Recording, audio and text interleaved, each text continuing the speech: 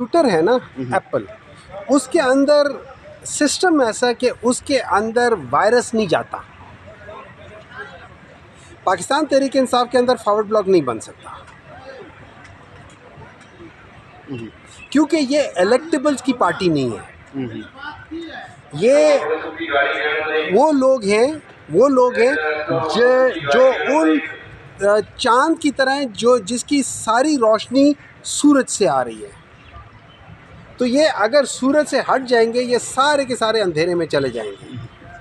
As simple as that. Sir Eid کے بعد پاکستان تحریک انصاف دوبارہ سڑکوں کا رخ کرے گی یا گرینڈ الائنس کے ساتھ ہے کوئی اور؟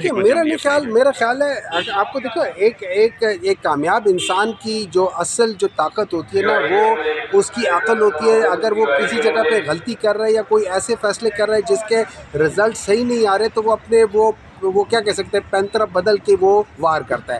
اگر میں تھرو آؤٹ فاسٹ بال پہ مجھے چھکے پڑ رہے ہیں اور میں بار بار فاسٹ بالر لگا رہا ہوں تو پھر بیوقوف کیپٹن ہوں گا نا. اس کی بجائے میں کیا کروں گا، میں اسپنر لے آؤں گا، میں اس کی جگہ کوئی اور چینج لے کر آؤں گا، یہ چیزیں کروں گا. تو اسی لحاظ سے تو کیا کرنا چاہیے وہ آپ کو عید کے بعد خود ہی پتہ چل جائے گا کہ ہم کس طرف جا رہے ہیں. سر یہ بتائیے گا کہ اڈیالہ جیل کے سامنے جو پروٹیسٹ ہو رہا تھا اس کے بارے میں سنا تھا کہ دو رائے ہیں. ایک تو 9 مئی دوبارہ دہرایا جا سکتا ہے اس لیے اس پہ کچھ ریزرویشن تھی.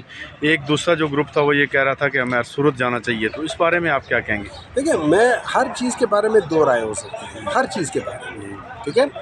لیکن کیا وہ کرنا چاہیے یہ چیزیں سارا بیٹھ کے ڈسکشن کر کے بات کرنا چاہیے. لیکن اس جگہ سے کر رہے ہیں نا ہمیں ذرا بڑے پھونک کے قدم رکھنے چاہیے کہ کہیں کوئی وہ ہے سارے لوگ ہمارے خلاف ہمارے میں جھوٹ بیسس میں کر رہے ہیں تو ان کو میری نظر میں احتیاط سے اپنے ڈیسیجن لینے چاہیے. اور جو ڈیسیجن لے لیا اس کے بعد کھڑے ہو جاؤ لیکن ڈیسیجن احتیاط سے لے.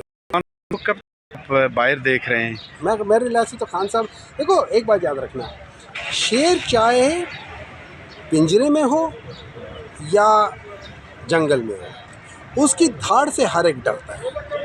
گیدڑ چاہے آزاد بھی کیوں نہ ہو وہ ہر ایک سے ڈرتا ہے. تو وہ شیر ہے اس کے لیے یہ پرابلم نہیں ہے کہ میں قید میں ہوں یا قید میں ہوں، وہ دماغی طور پہ آزاد آدمی ہے. چلیے ماشاء اللہ.